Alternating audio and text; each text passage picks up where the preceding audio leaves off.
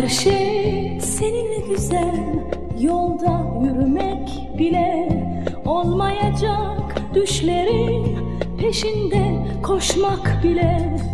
Her şey seninle güzel, bu toprak, bu taş bile. İçimdeki bu korku, gözümdeki yaş bile.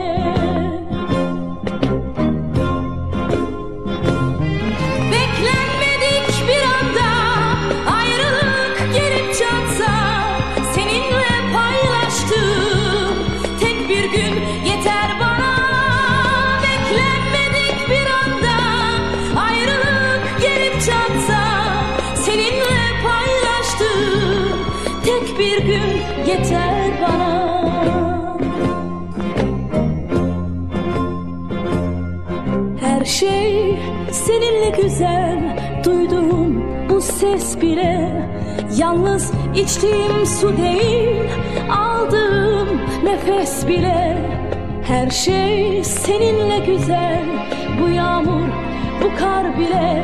Yüzümdeki gözyaşının izleri, onlar bile.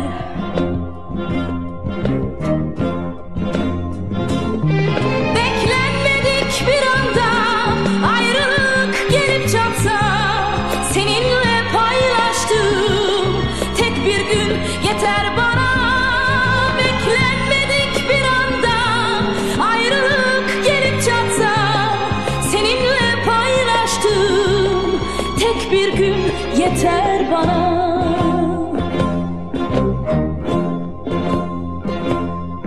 Her şey seninle güzel, duyduğum bu ses bile.